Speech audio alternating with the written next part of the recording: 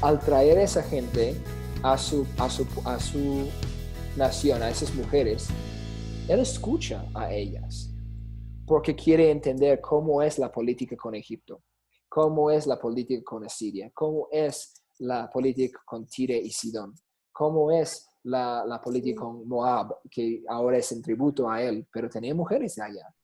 Cómo es con Edom, cómo es con Arabia, cómo es con Persia. Era Asiria en ese tiempo, no era Persia todavía. Pero mi punto es que en los alrededores de Israel. Y cuando él escucha a ellas están contando su perspectiva cultural, su perspectiva religiosa, y él ve, ok, si nosotros hacemos esto, podemos ver como algo semejante, y empieza a mezclar, a mezclar y a mezclar. Y volvemos al problema de sincretismo de nuevo. ¿Ven el ciclo? Él empieza a alejarse de Dios porque está mirando su propia idea. Y ya no está escuchando a los profetas, no está escuchando a gente de otras culturas, de otras creencias que vivían en el mundo. Y él está dejando que ellas, en su caso ellas, estén influenciando su vida cuando él es un judío, es un israelita, y él es la descendencia de Abraham, pueblo escogido para bendecir a las naciones, para bendecir, cuando decimos naciones, es sinónimo para gentiles. La idea es que él debe estar influyendo a los demás y no siendo influenciado por ellas. Y de eso vemos su gran falla. Y con eso, cuando en Eclesiastes dice, vanidades, vanidades, se puede también traducir ese libro, y lo vamos a ver en la última unidad, pero el término en vez de vanidades podemos decir temporales o transicionales o algo así, porque la idea es que no son cosas que son muy importantes, no tienen peso, es ligera y es temporal, es transicional, es algo que no dura. Y se da cuenta que ha enfocado, se ha distraído por cosas que no tienen peso. Y el mensaje en eso es que yo debía de haber enfocado en las cosas de Dios.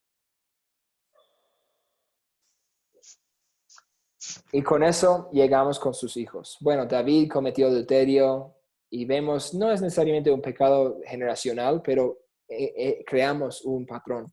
David con Betsabé, Salomón con sus mujeres, y vemos con Roboam también queriendo seguir su propio camino. Roboam, ¿qué pasa cuando seguimos nuestro propio camino sin consultarle a Dios?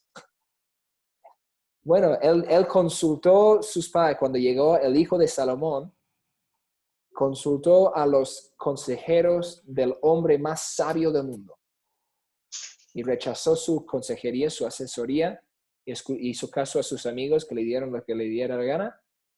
¿Y qué hizo? El pueblo de Israel lo rechazó y el reino dividió.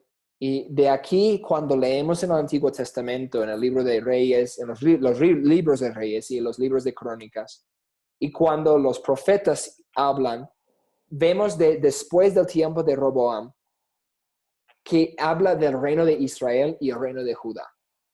¿Ok? Y lo que pasó es con el error de Roboam se dividió el reino. Y Roboam se quedó con Judá porque es judío. Y lo que vemos aquí es el concepto de que el reino se divide.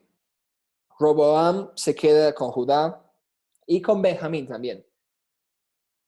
Y los demás, Israel, son las otras 10 tribus. Son 12 en total.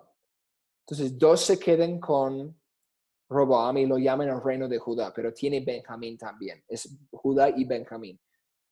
Tienes que estudiarlo para entender el concepto, pero es Judá y Benjamín. De hecho, Benjamín estaba dentro del territorio de Judá.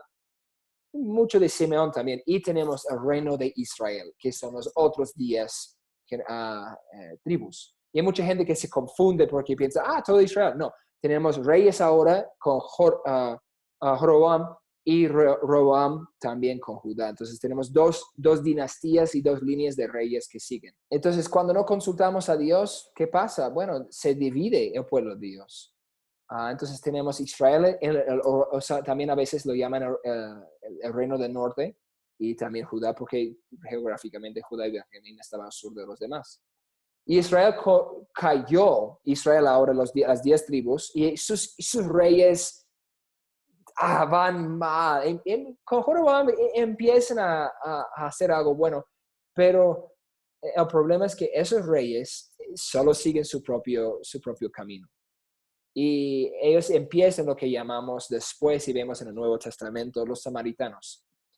Son gente que se mezcla étnicamente con las otras tribus, con sus otras creencias, creen su propia teología, sus propios sacerdocios, su propio sistema de sacrificios, y tergiversa mucho lo que pasó con las leyes originales. Y por eso los judíos aborrecen a los samaritanos. Los ven como gente mestiza, medio de segunda clase, porque se ha mezclado con otros y no son puros como los judíos, pero los judíos eran orgullosos y también pecaron. Entonces la idea es que no uno al otro, pero en el año 722, Asiria conquista a Israel y amenaza también en ese momento al rey Ezequías, que volvió a Dios. Y lo bueno de Judá, pero es que Judá tiene reyes, pero tenía reyes malos, pero también tenía reyes buenos. Entonces era como repetir el mismo ciclo de jueces de nuevo. Había rey mal, el pueblo pecó, y muchas veces pecó mucho peor que los otros gentiles que estaban a su alrededor. Y después viene un rey justo, y tenemos reyes como Ezequías, tenemos reyes como Josías, que estaba intentando hacer volver el pueblo de Israel hacia Dios, aunque Ezequías y otros se equivocaron también.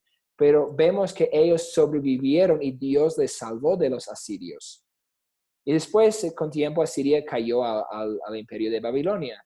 Y ya teníamos un par de siglos después, y Judá tenía buenos y malos reyes, pero con ese siglo eventualmente llegan y ellos confían en con Jocanías, algo que Jocanías, ellos confían en Egipto. En vez de consultar al profeta, en vez de consultar a Dios, ellos confiaron en Egipto como una alianza que tenían con ellos. ¿Y qué pasa? Ellos perdieron contra los babilonios y cayó en 586, unos 200, casi 200, 150 años después del reino de Israel. De eso llegamos al exilio, y Jeremías, mi tocayo, habla mucho había profetizado. Y él dijo en Jeremías 29:10, antes del famoso versículo 29:11, que iban a estar en exilio por 70 años. Y tenemos que entender, si estudiamos, es 70 años al día de la profecía, al día del primer retorno a Israel. Y tenemos que ver, la restauración es en varios retornos. Tenemos con Esdras, tenemos con Nehemías, tenemos con varias que volvieron. Pero los que escaparon de la espada, en Segundo de Crónicas dice esto también lo mismo de Jeremías. Dice, los que escaparon de la espada fueron llevados cautivos a Babilonia y fueron siervos de él y de sus hijos hasta que vino el reino de los persas. Entonces Persia conquista. Entonces tenemos a Siria, que conquistó a Israel. Después tenemos Babilonia, que conquista a Asiria y asume todos sus bienes. Y después tenemos los medos persas, que también conquistó a los babilonios. Entonces, por eso tenemos varios que están conquistando. Tenemos los Asiria, tenemos Israel, que es conquistada por Asiria que es conquistada por Babilonia, que conquista también a Judá, y después los persas, y por fin tenemos la restauración de Israel o de Judá. Entonces fueron siervos de él y de sus hijos hasta que vino el reino de los persas, para que se cumpliese la palabra de Jehová por boca de Jeremías, mencionando este pasaje en Jeremías 29:10. Y dice así, es importante, hasta que la tierra hubo gozado de reposo, porque todo el tiempo de su asolamiento reposó hasta que los 70 años fueron cumplidos. Y hay mucha gente que no entiende esta última parte, versículo 21 ahí de Crónicas. Y tenemos que entender algo que pasó.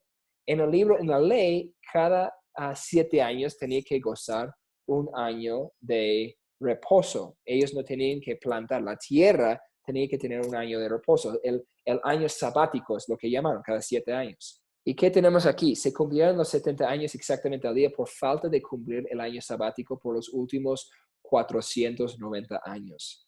Desde el comienzo de los reyes, los judíos debían a Dios 70 años sabáticos. desde Saúl, después de los jueces, ellos ya no cumplieron con el año sabático que Moisés había dado en la ley. Con los jueces sí, pero tenían casi otros 5 siglos sin gozar el año sabático. Pero exactamente 490 dividido entre 7 son 70. Exactamente 70 años de años sabáticos que Israel debía a Dios. Entonces tenemos algo con capas que está pasando aquí. Por también no solo falta de cumplir en el momento de Jeconías con confiar en Egipto en vez de en Jehová, pero también tenemos un patrón de pecado sin arrepentimiento que deben, entonces les saca de la tierra y la tierra se queda. 70 años sabáticos. Entonces Dios dice, está bien, me van a pagar mis años sabáticos que me deben con la tierra y después pueden volver. Pero nunca era igual después. Entonces, lo que quiero hacer es ayudarles a entender el hilo de lo que está pasando con el concepto de restauración.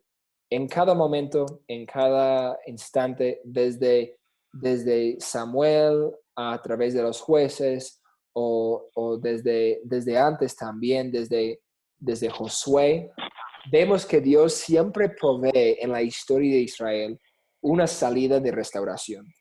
Aun cuando les lleva al exilio, por los asirios o por los babilonios, provee una manera de volver, de restaurarse. Quería saber si tienen alguna pregunta así, pero esa es la narrativa que conecta la historia de Israel también. Bueno, entonces vamos a terminar un poco temprano esta vez y quiero animarles, por favor, necesiten, si no han hecho sus lecturas de la unidad 1 y unidad 2, cumplir con todas las tareas que están allá. Las respuestas se encuentran en los paquetes de instrucciones que ustedes tienen. También les quiero animar que hagan las pruebas, los autoexámenes al final de cada lección. Eso ayuda a cada uno que estén comprendiendo el contenido.